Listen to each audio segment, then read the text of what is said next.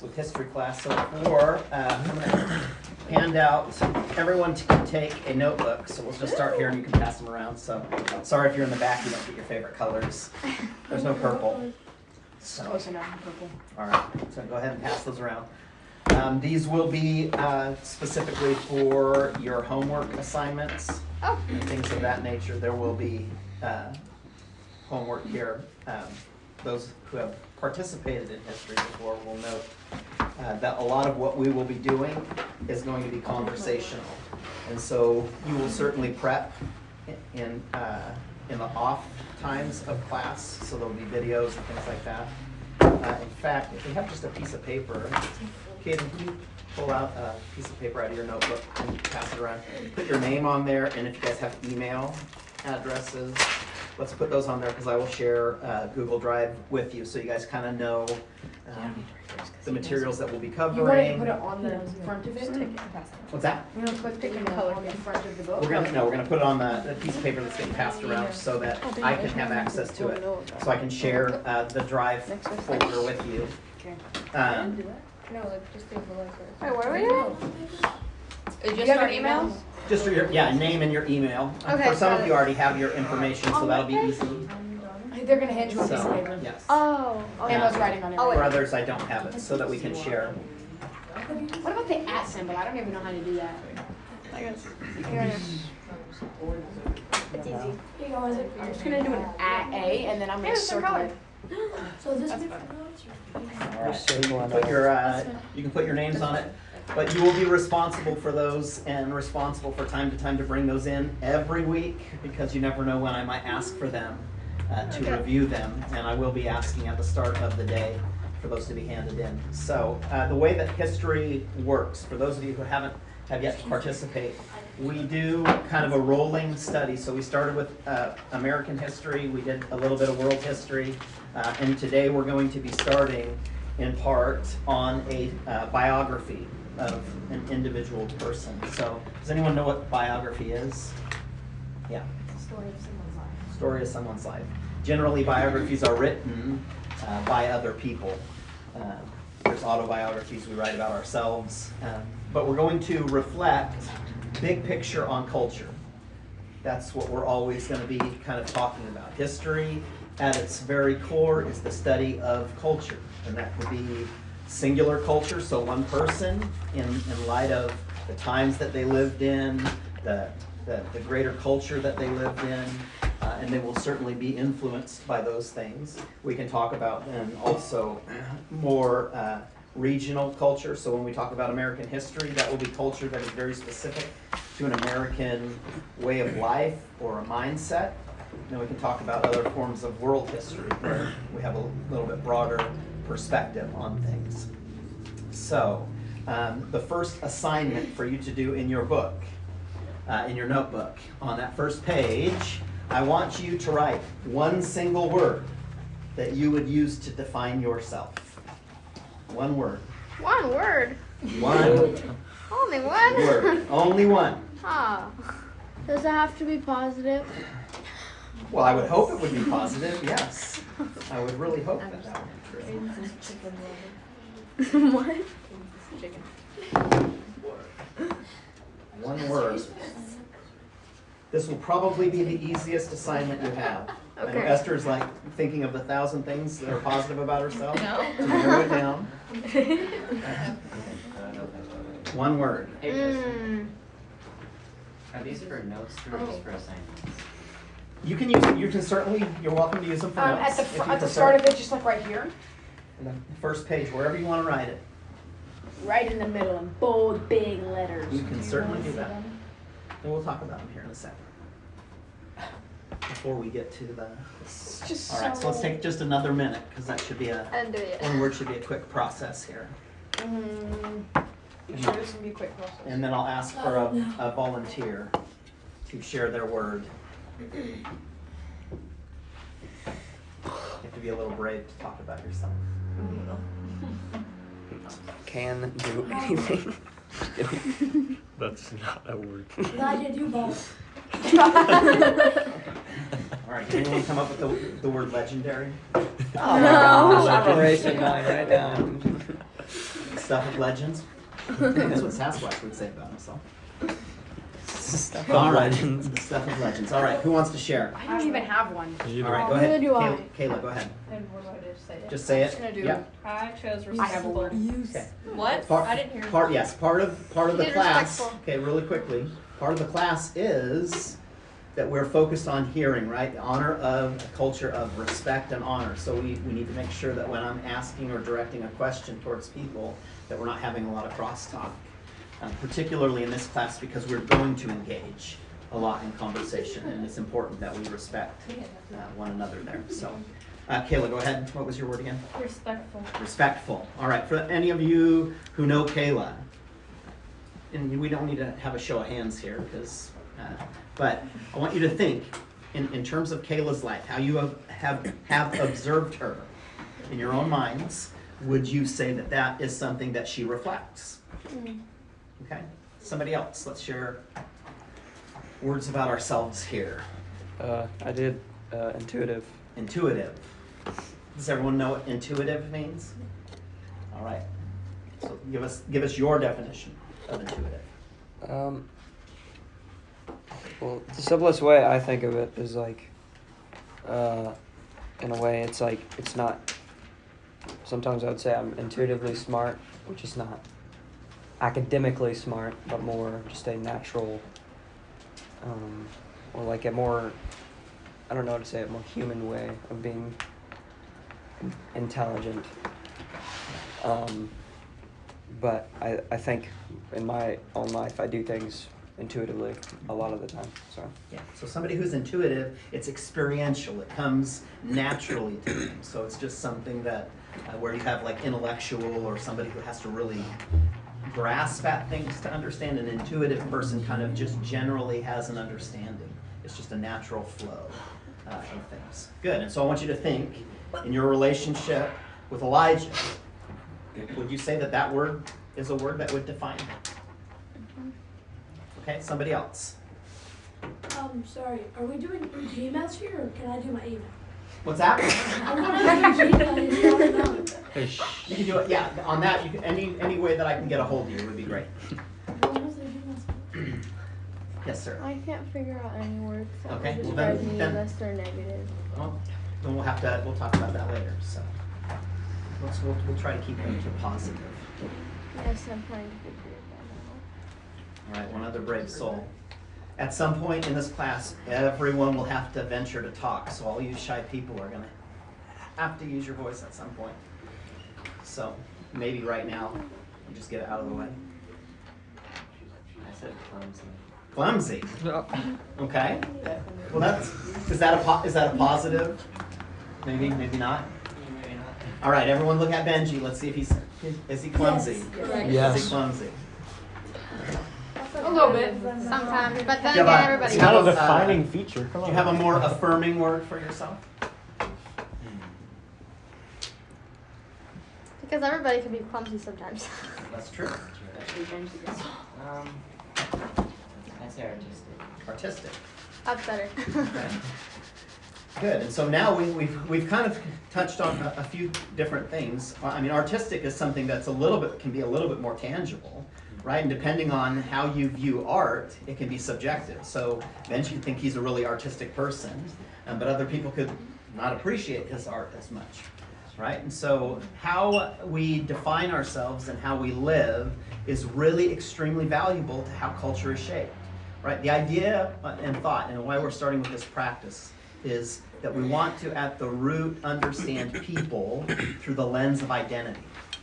How you see yourself will be a direct indication of how you live your life. And so why do we want to affirm positive things, particularly in how we reflect upon ourselves? Because when we can reflect upon our life as being a positive or having some kind of intrinsic value, then we will likely live from that position. If we have a negative perception of our life, we will struggle at times. And that's, I think everyone can probably agree.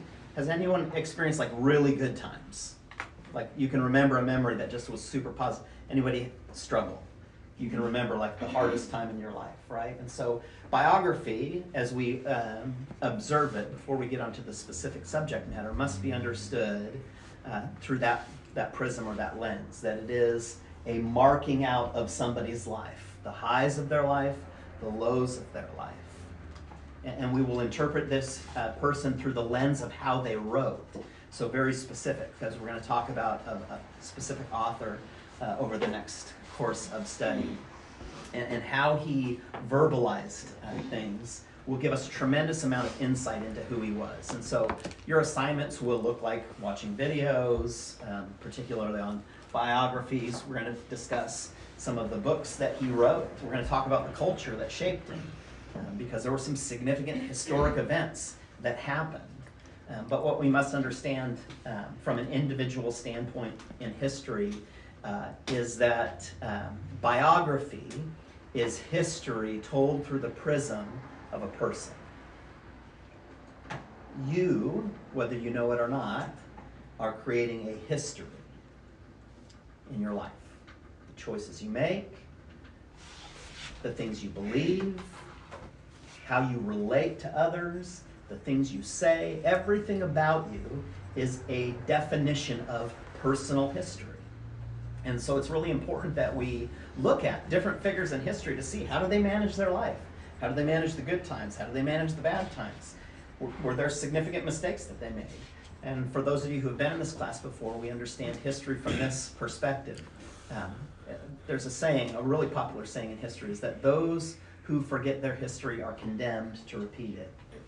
Meaning, those who forget what has happened before will Make the same repeat, mistakes. again and again and again.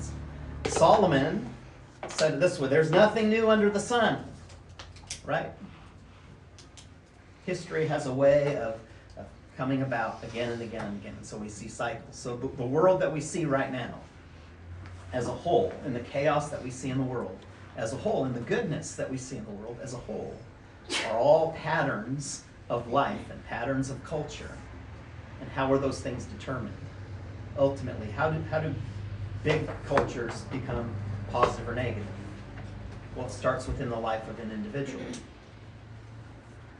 One individual has one idea about one particular thing, and they begin to not just talk about it, but live it, right? Because that's an important distinction. Usually movements aren't created just by people's words of mouth, but by people observing the lives that they live. Well, then we get a little bit of traction, right? So you get a few other people that can begin to prescribe to the way that you think, the way that you're living, and now all of a sudden we have some momentum for culture as a whole. As those people begin to really buy into the mindset behind it, they begin to speak the language, because in all culture there is common language.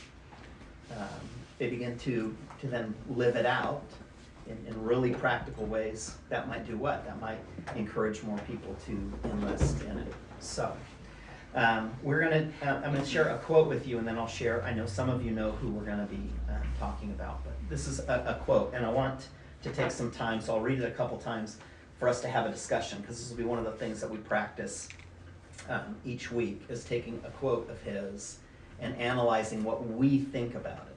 Positive, negative, do we agree with it, not agree with it? He said this: there can be only one permanent revolution, a moral one, the regeneration of the inner man. How is this revolution to take place? Nobody knows how it will take place in humanity, but every man feels it clearly in himself. And yet, in our world, everybody thinks of changing humanity, and nobody thinks of changing himself. And let's really emphasize this latter part here. And yet, in our world, everybody thinks of changing humanity, and nobody thinks of changing himself. Thoughts on that quote? Agree, disagree? Questions? I'd agree with it. Okay. Why? I mean, especially because of the latter part you expounded on. Because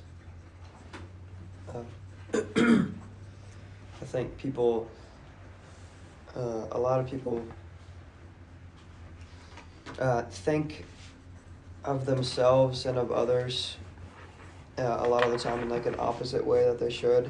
Like they think of others when they should be thinking of themselves in place, and then they think of themselves when they should be thinking in a more broad way of thinking. But I mean, and this has to do with the change in like the hearts of people, and I think you can't change people without first changing yourself. So. Good. Other thoughts? Can you read it? Yeah, let's read it again. There can be only one permanent revolution, a moral one, the regeneration of the inner man. How is this revolution to take place? Nobody knows how it will take place in humanity, but every man feels it clearly in himself. And yet, in our world, everybody thinks of changing humanity, and nobody thinks of changing himself. I would say nobody reads that as the worldly culture sort of, yeah, how they state stuff to be true and state stuff to be wrong, but they never consider, and I'm not saying that this is someone else, it could be each and every one of us, but not taking into consideration what is actually true, what's actually like, sort of like facts, because some people nowadays tend to have their own opinion and make it a truth, than other people taking in facts and taking it as a reality. So I would say I agree with you. Other thoughts?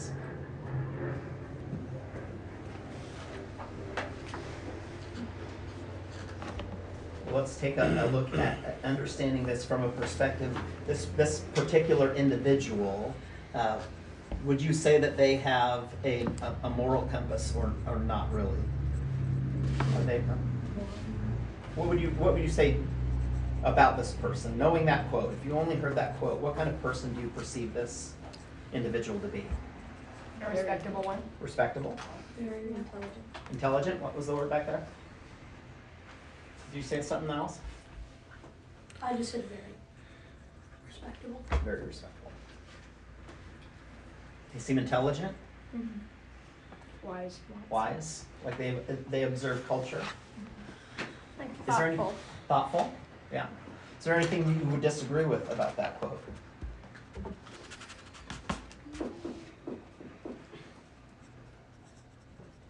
What if I told you that this person, for the largest part of their life, was not a believer? They were, the majority of their life, they were secular. It doesn't matter. So we see that somebody who was not, and this particular individual, I wouldn't say the sum of their life measured to a bunch of morality. There's actually, as we'll study, some pretty major holes in their life, and yet we see that there's a measure of wisdom there. Yeah. Who is this person? Oh, good question. This person, his name is Leo Tolstoy. Yeah? Has anyone heard of Leo Tolstoy? Who was Leo Tolstoy? I don't know. You just keep Well, talking. you know. Yeah, I keep talking about How do it. you- You probably know. How do you know? Oh. How do you All right, spell? so go Didn't ahead. expect me to know. Why don't you How tell do you us spell? about Leo Tolstoy? I don't know much, but I know he was an author. Yep. Author. Didn't he study psychology? Or is that? Oh, okay, we'll get into that. Yeah, he writes from a very particular perspective. Yeah, Kate. Doesn't Tolstoy. he write The Death of Ivan Elliot? Yes, he did. Why, yes, he did. In fact, you guys will be reading The Death of Ivan Ilyich as a character study into his life, and we'll talk about that. So I purchased the books, and I think for now we'll do one per family unless you guys want more as individuals. There is a cost associated with it. I'm not independently wealthy. I like handing out books, but and so we'll hand those out today. But The Death of Ivan Ilyich tells a story. I bet you'll never guess what this book is about. I know. What? Go The ahead. death The of death. Ivan Elliot. Right, it is about death. And death of a very particular person. His name is Ivan Ilyich. Now, this is a story that Tolstoy wrote to reflect upon. In fact, this was the first book that Tolstoy wrote after he became a Christian.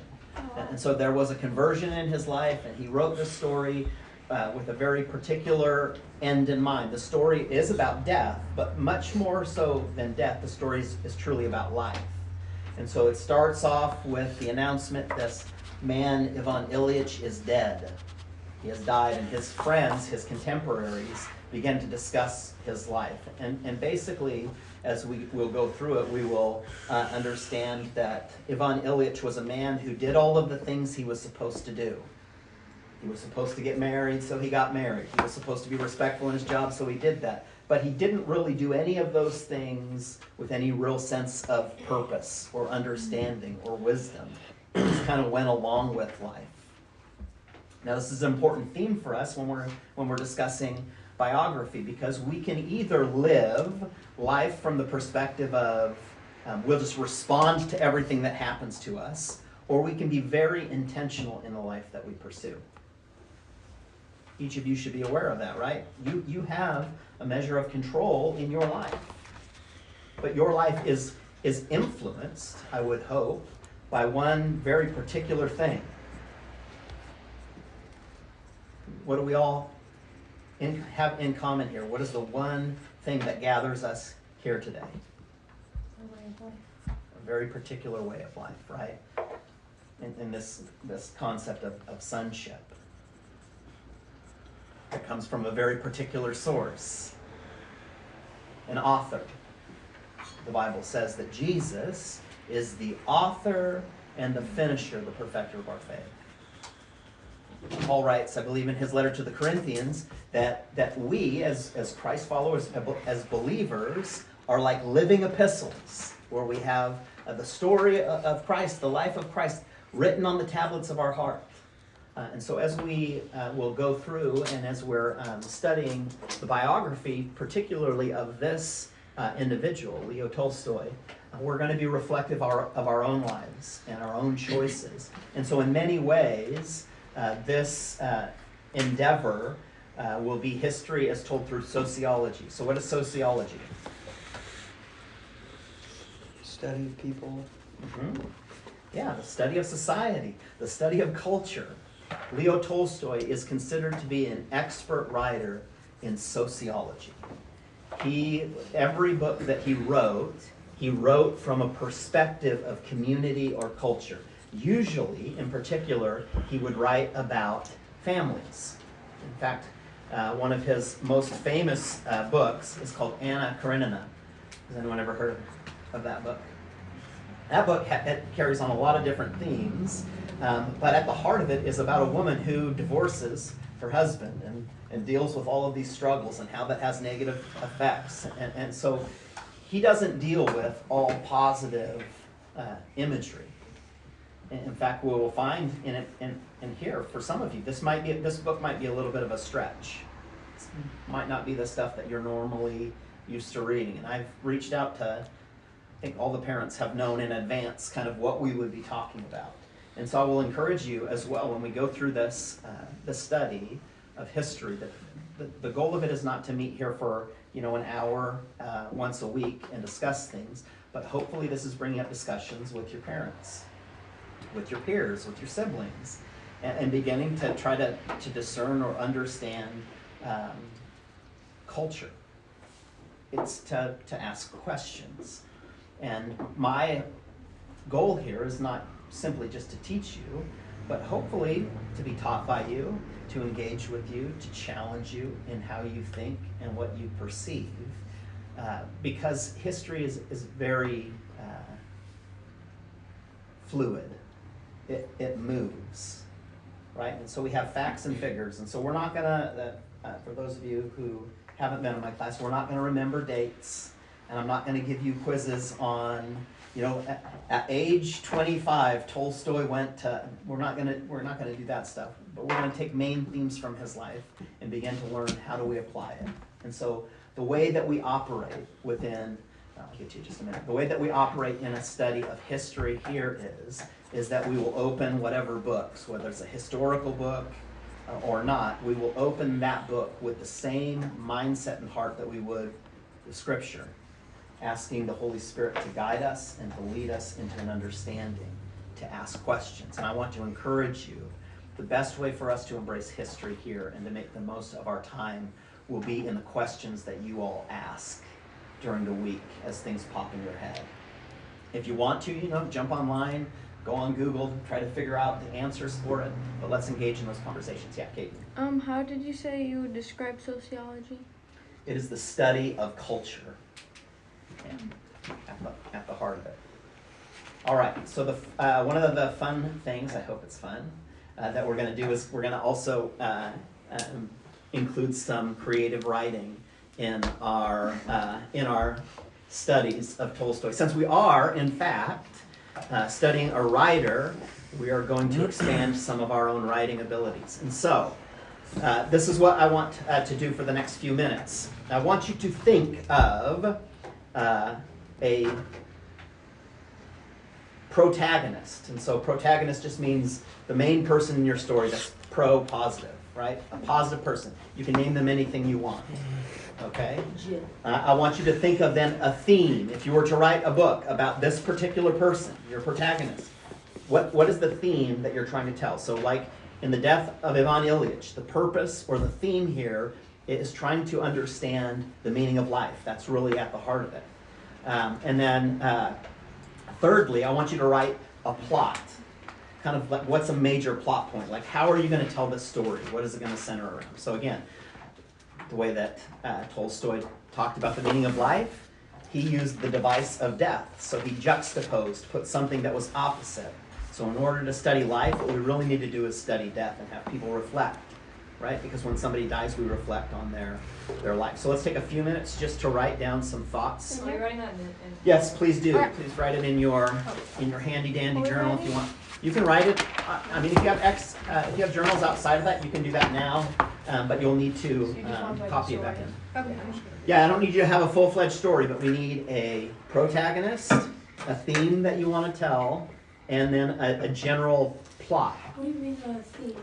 Theme. So like here in this book, he's trying to talk about the meaning of life. So like a theme, It could be you want to tell a story about perseverance, overcoming. I want to tell a story about happiness and how to find joy. So something, and I would encourage you, write something that appeals to you, or that you think you might have a measure of ability to communicate to others. So with the protagonist, we're just coming up with like a name? Yeah, you guys come up with a name. Ready?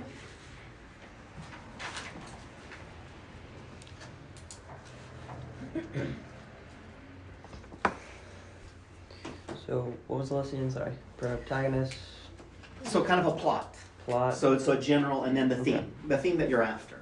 Okay. These will be the three central things you need to flesh out if you're ever going to write fictional story. That's what I was like, can't. So it can be like any. Anything you want. Yep. Okay. Up to you. Can we like sort of take notes like what time this is? Sure. Places? Yep.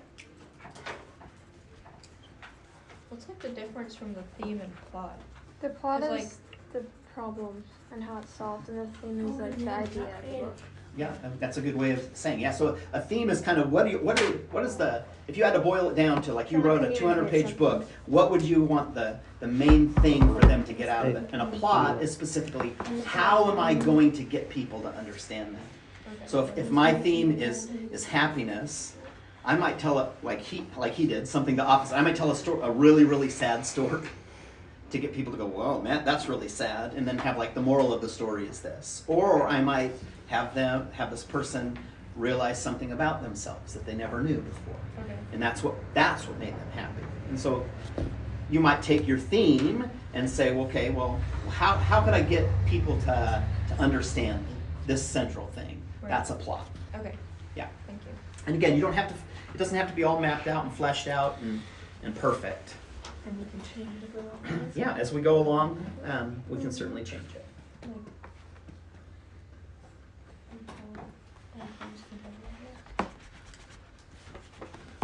So is it like the book name? The theme is the book name? No, It could be, it doesn't have to be. Not really. I'm not, you don't have to do the name today, right? No, you don't have to do that name today. I'm not good at coming up with names. Some of you might be like super creative, and creative writing is like your thing, and you might, run with it and write out some more things. I will never fault you for wanting to do more, but it's not needed right now.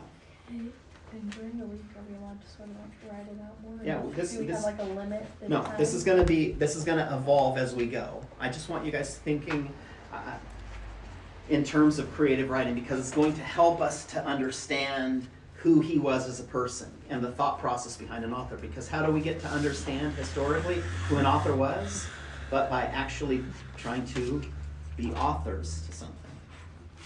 Right? Author, that word author, we also get the word what? Authority.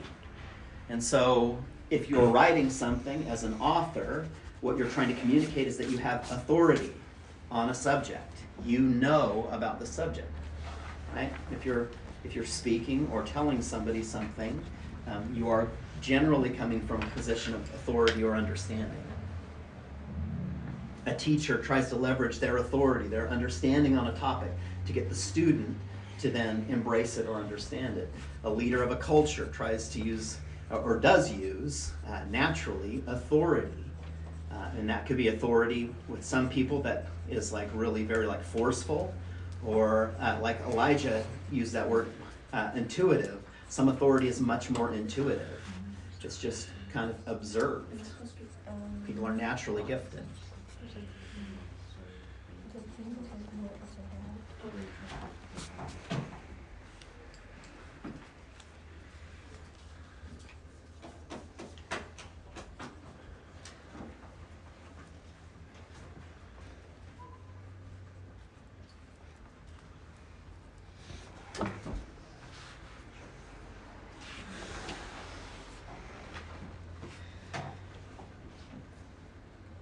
So when we're writing, and the reason I'm having you do these things particularly, is that in order for us to come to an understanding of culture, the who and the where will always come before the why.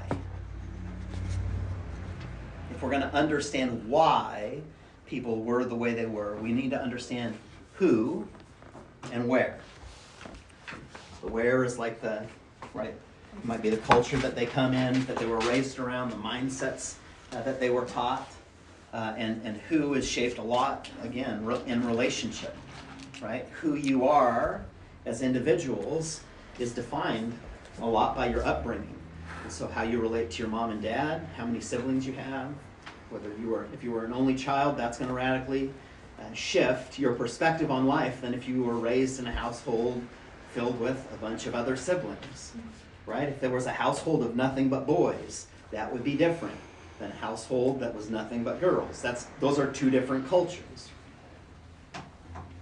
And then we can throw into there temperaments and personalities. I know Noah even mentioned today the way that we learn, our learning styles, that can help shape the way that we relate in our own culture, right? So people who are visual learners, that will have a much different culture than somebody who are more tactile, right? And they need to touch things and feel things. All right, good. We can put a pause in there because we don't need to finish it today. So somebody who hasn't shared yet today, if you want to share your theme. I can. All right. The green bus. The green bus. So what's the theme there? What is the story you're trying to tell about the green bus? I have a good idea for it, but I have to get it down first. Oh, yeah, no worries. Just the initial thought. What's at the heart of it? What's the green bus trying to tell us? Because quite honestly, the green bus is not as much a theme as it might be a title. And so I need to know what you're using the green bus, I'm hoping, to tell me something. Well, it's kind of an odd color for a bus. Okay. And I'm trying to I don't know how to explain it, but it's an odd color for a bus. Okay. And it's kind of like if you don't fit in, it's fine because you can. Perfect. So your theme is not necessarily the green bus. Your theme is fitting in or not fitting in. Yeah. And that can be a general idea. Like you said, we'll flesh that out a little bit more, right? Because you might have many different ways to take that. You could be telling a bunch of stories about somebody who doesn't fit in and is rejected, ridiculed, ostracized. You might have a character who doesn't really care what people think of them. They're not trying to fit in, right? And so, good. Any other thoughts on their, or people that want to share on their theme? My theme is about thoughts. Okay, thoughts, what specifically? Thoughts and words. So what your words and your thoughts can do Okay, to you as a person and as your mental and physical health. good. There's actually a really well-known book, I would not recommend anyone here to read it, on that, was called The Picture of Dorian Gray. And what that was is about a painting of a man, and everything that man did in his life would create something in the painting, and he lived a very terrible life. So the painting became uglier and uglier and uglier. It was a reflection of who he was. The author used that as a literary device to talk about the condition of man. And so there's some similarities there. That's good. Naomi wants to share with us. I know she does. But she's avoiding eye contact. I am. Okay, my theme is making a difference. Making a difference. All right, so, man, just that theme alone, right? There's 1,000 different ways you can take that story. Isaac, how about you? For my theme, I did peace. Peace, right? Again, another thing that, Yep. again, it's pretty broad. Leaves the door wide open. Wide open, right? Yeah. And so, when we come to getting back to how does this fit into history, really, because that's what we're here to study, right? When we think about Tolstoy's life and his upbringing, a lot of what he learned and he experienced goes directly into the things that he will write. And so for you, Isaac, right, how you have experienced or dealt with peace will be informed in large part by the life that you've lived, right? And so, and peace, right, is not just when things go good. There's peace when things are difficult, and there's peace when I'm struggling to find peace. Like I have no peace, and there's peace of like, well, there's just peace, and I have no reason nor rhyme to understand it. And so as you flesh those things out, right, you will likely draw pretty heavily on your experience. Is that safe to say that generally we write things that we know, that we are authoritative about? Now Tolstoy was raised, does anyone know what culture he was raised in? Or what nationality he was? Russian. He was Russian. Right. And so he wrote what is considered to be the single greatest novel of all time. And it was on a very particular topic. In fact, the theme is pretty clearly spelled out in the title of the book. Does anyone want to venture a guess? Yeah. The Brothers Karamazov? No, that was I'm just Dostoevsky, I'm just guessing that. but good guess, yeah. You said Russian, so Yeah, Russian, yeah, go ahead. War and Peace. War and Peace. What do you figure that book is about? War and Peace. War and peace. Now, you have some themes of peace, but your version of peace may be vastly different. Yep. What kind of, so just taking the title of that book, what do you think he experienced in his life observing? War and Peace. War, yeah. And very particular wars that took place, and very particular revolutions that took place in his life. And we'll go into this in detail, but there's a thing called the Decembrist Revolt of 1825. And so this is the backdrop, the Crimean War. Who knows all about the Crimean War and the Decembrist Revolt? Right. This is why we study history of an individual, because he will speak to a lot of the things that were going on in his time, right? And so sometimes we study history by looking in a history book, but sometimes where history books don't serve us really well is they can become impersonal. I can look at your life as an external, and I can say things about you, right? Like I could write a story about Benji's life, but would it be a really good story? I might have some things right about him, right? Some observations that are correct, but I don't have a really good knowledge of him. Now, Emma, you could probably write a story about Benji's life that would be a little bit better than mine, a little bit more insightful, right? You might have even like some really great stories to tell about things that he's done. Funny things that would embarrass him, even maybe. Yeah. But who would have the best, probably, would be the best author here for that? Yeah, Benji would. Now, if I was going to write about the culture around Benji's life, I can look at a lot of different people, right? Like I could read some things on Spain because you lived in Spain or whatever. I could read a whole bunch of different things. But if Benji were to write a personal story, or even a fictional story, I might have a tremendous amount of insight into who Benji is as an individual. Now, again, looking at your themes, I could say a lot about you, right? So Isaac, and I'm not trying to put you on the spot here, but writing about peace. Why is peace so important? Why did that one thing stand out to you more than others? Well, because I was just kind of thinking of ways to find peace in the midst of chaos, and that was kind of on my mind. Mm-hmm. And it came from a very simple thought of just driving in the car. Mm-hmm. You have all these chaotic things going around you, but it's peace in the car. And you can kind of find that peace. It's a really simple thought. There's nothing deep behind it, but that's why that came to my mind. Finding peace in chaos. Yeah, let me challenge you. I think that's deeply profound. I don't think it's as simple as that.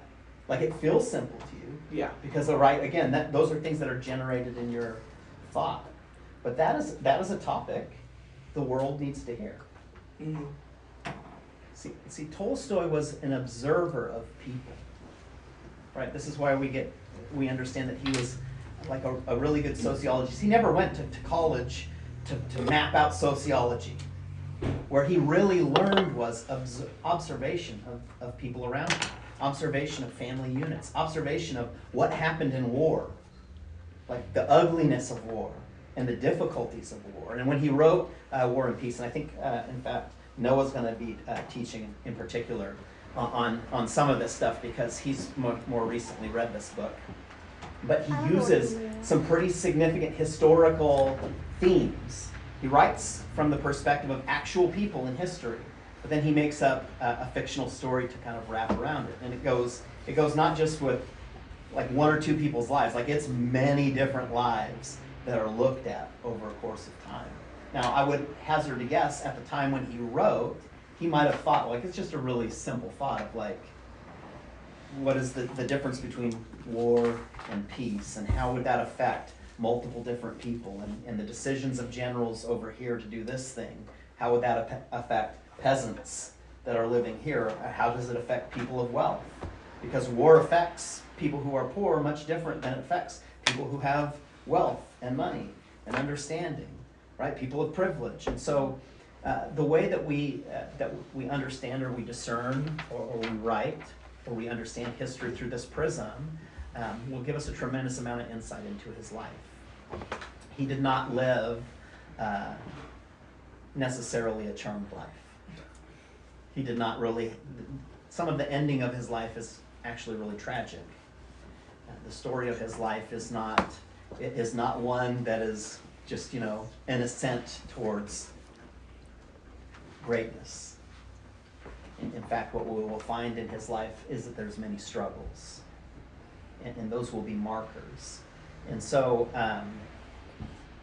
we still got 20 minutes here today. I want you to think about this. Just in your mind really quickly, if you were to map out your life on a timeline, and you were to put down the events of your life, and so the events could be like, I was born, and I'm here today, right? In between there, it might be like, I had a sibling born on this day, or we moved this day, or we bought a new house that day, or I got my ears pierced here, I got those new kicks. Here, I stole them from Benji for $20. Talked him into it. All of those things in our life that we would say are significant. Well, we have an emotional attachment, right, to those things. How many of you love when you move? It's just so exciting to move. I think it's fun. That's okay. And, For some of us, it is. Depends For on some, how where many of you you're moving stresses you out? Like it just like, ugh. I Depends don't on want where to. you're moving. I don't want to from. pack up. I don't want to. Well, for some of us, right? You've moved from pretty far away. Yeah. Like coming from Texas to Washington. That's a. Is that a culture change? It's a little bit Yes. different in Yes. Texas than it is yeah, here.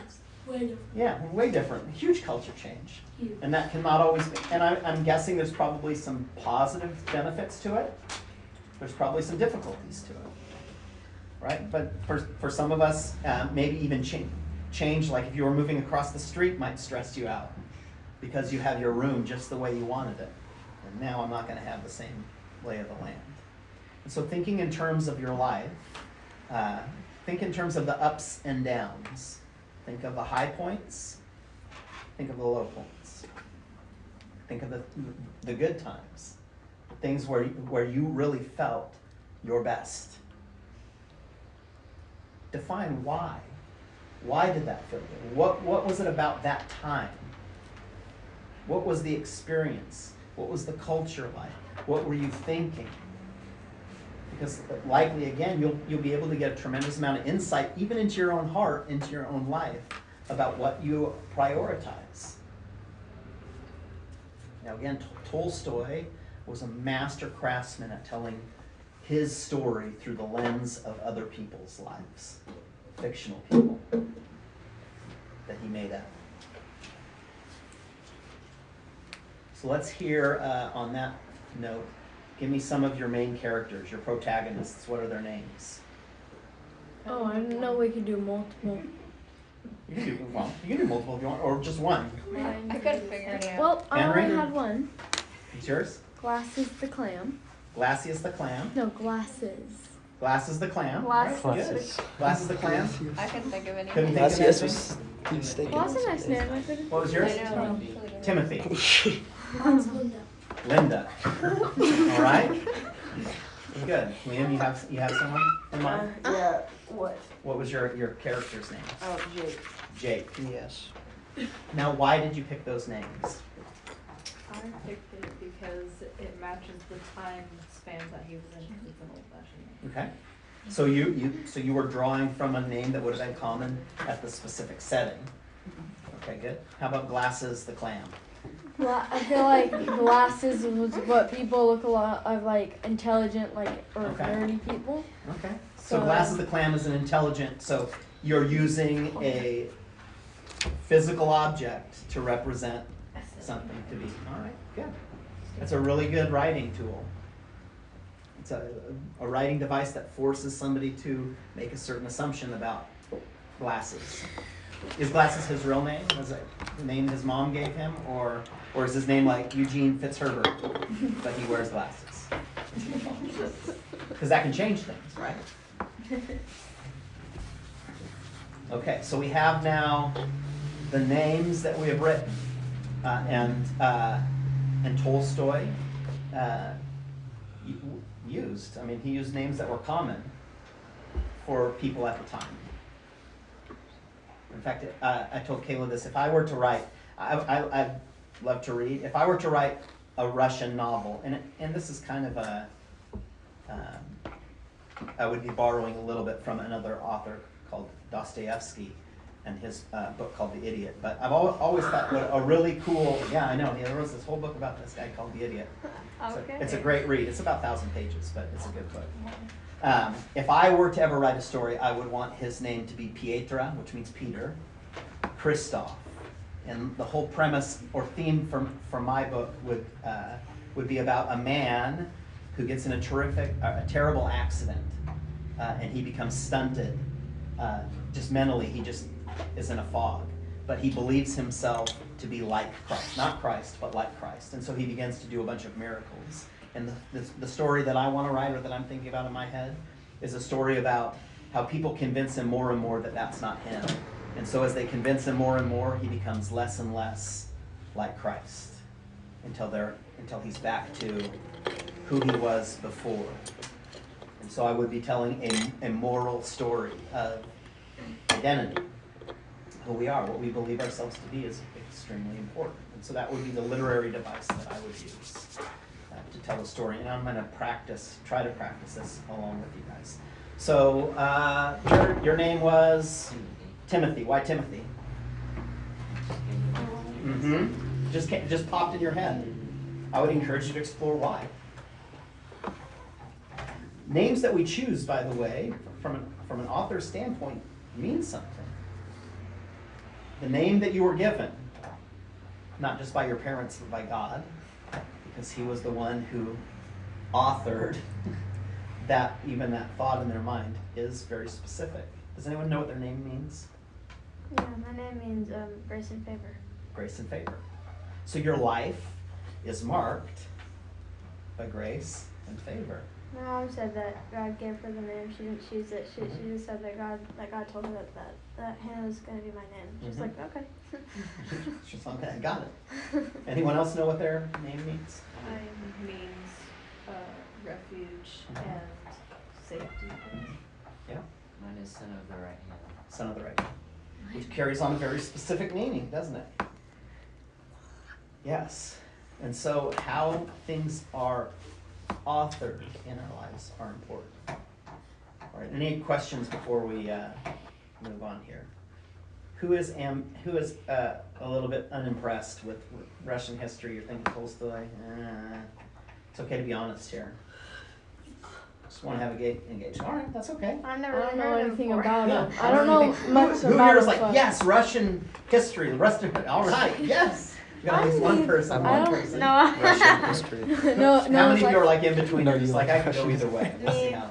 We'll see how I don't I'll know. learn about it. I'm not like super excited, but I'm not like really gone. I'm more about leaning it. to the side like I'm not excited about Russian history, but I don't think I'll be like, oh dang it, it's Russian history. All right. Well, your homework for this week. Next week as we Homework. gather, and I will send this out to you guys on Google Drive, or make sure that I have it with your parents as well. So I would encourage you as siblings, if you guys find time to watch this stuff together, that would be a good practice to get into, and maybe even have some conversations. Because what you are going to be required to do next week is to bring your questions, to bring your thoughts, to bring like what stood out about you. And so for the next couple of weeks, we're going to do a really broad overview of his life. So we're going to learn all we can know about him, the whole course of his life. And we're going to discuss the whole course of his life. And then we're going to spend some time narrowing in the focus very specifically to a few things. And then we're going to take a few weeks to examine just a few of his books. And so the books that we will be examining are War and Peace, Anna Karenina, obviously The Death of Ivan Ilyich, and another book he wrote called Resurrection, which is about, what do you think? Resurrection, right. And then we're going to talk about like life lessons, and we'll talk about like for good or bad, because we can't look at Tolstoy's life and say it was 100% good. For good or bad, what can we learn from it? Because ultimately the purpose of this is not to just learn some facts about a person who lived, but to be really reflective in how the life that he lived, in the times that he lived, shaped who he is. And then be mindful of the times that you live in, the culture that you're surrounded by, is having an adverse effect on your life. And you are faced with a choice. You can embrace the culture in which you have been placed. That's one option. Just to say wholeheartedly, yes, this is what I want, this is what I'm choosing, this is what I'm going to pursue. You can be apprehensive and kind of have a foot in and out of the culture and say, I'm not really sure where I fit, because there's a lot of this culture over here that appeals to me, and it could be multiple cultures. You could be just like, no, I am not on board with this culture at all. Those are all choices that you make that come with what? Consequences. And the hope would be, as we study history, is that the lessons we can learn from other people's mistakes are to our benefit. Because how many of you would like to not have to make really dumb decisions and have to learn the lesson the really hard way? I would prefer to watch somebody else do some stupid things and go, okay, I'm not going to do that. Now, unfortunately, that's not the way I've learned. I've had to do some really stupid things in my life, and I've had to learn lessons. And hopefully, I have people in my life that will learn from those mistakes and can avoid some of the difficulties. That is culture at its outset, right? When we talk about culture, it's not just a fancy word that we're using, but it is, you talked about it, right? Your dad says a lot. It's a way of life. Now, is a way of life always easy? No. Is a way of life always clean? No. Is a way of life sometimes extremely difficult? Yeah. Is it cost us something? Yeah, it does. And we're going to wrestle with some of those things as we move forward in this class. And Tolstoy is ultimately going to be our teacher in this. And at the very end of it, what I hope we have is an appreciation for history as a whole, but appreciation for people, cultures, things that we can observe. Because I am a big advocate of learning in general. And I personally feel like history is the most significant subject we should learn. More than math, more than science, because history tells us a lot about the culture that's around us, but a lot about how we as individuals can, even as he said, focus on what needs to change within ourselves. If you want to change the world, you need to start with changing your own heart, changing your own mind, changing your own actions, right? And so Tolstoy said this: there can be only one permanent revolution, which means this revolution is the only thing that we can ensure lasts forever. It's a moral one, and that is the regeneration of the inner man. Who is responsible for the regeneration of the inner man? Was the individual yielding themselves in obedience to the Holy Spirit. Correct? This, by the way, was the man that wrote this did not have that relationship with God that you all have. And he observed this as a reality. And even using that terminology, the inner man, would mean that he sees man as being more than just an external being. There is an internal being. He says, how is this revolution to take place? He asks that question. And then he answers his own question. Nobody knows how it will take place in humanity. And so what is he saying here? He's saying that the answer is not out in the world.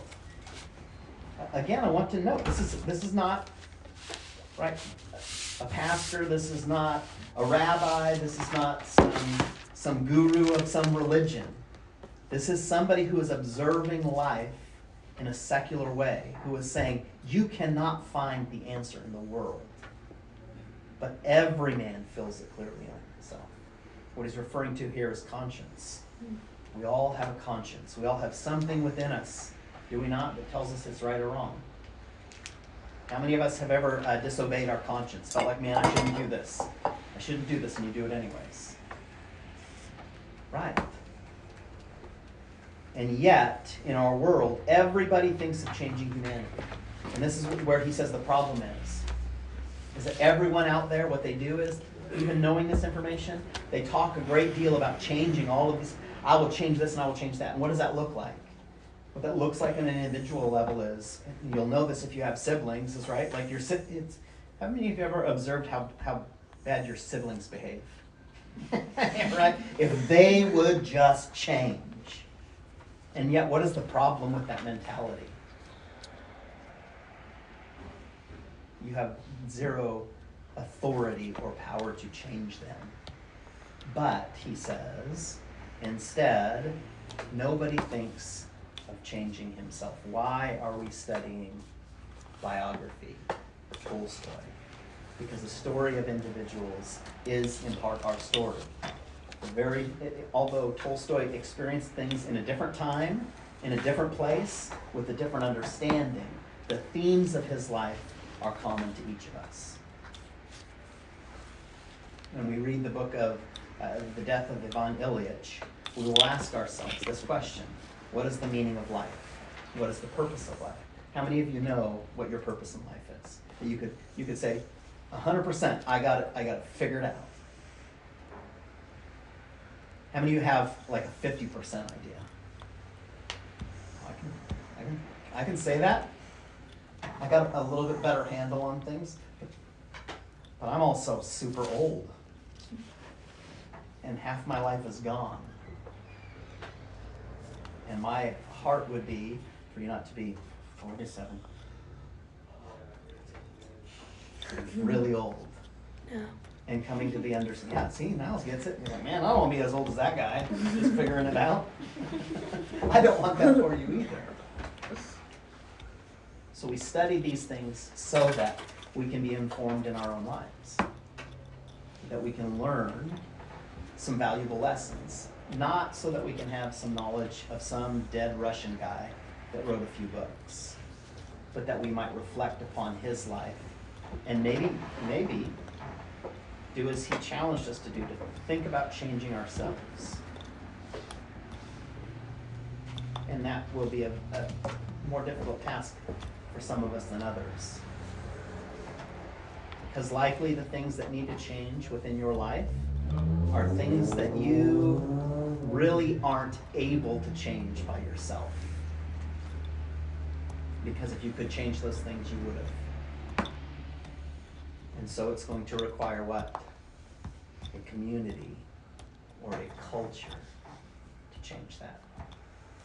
And what we know to be true historically, that Tolstoy, writing things like about peace, had a radical effect on the culture around them.